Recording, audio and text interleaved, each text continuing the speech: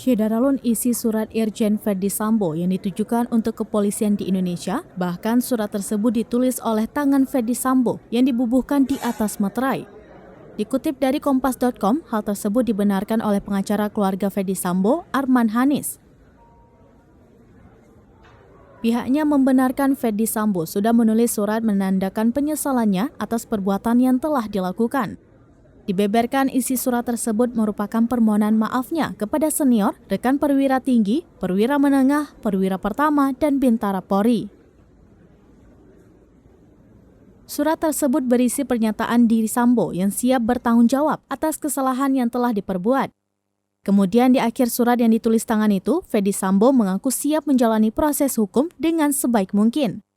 Bahkan ia berharap keputusan di persidangan bisa membawa rasa keadilan bagi semua pihak.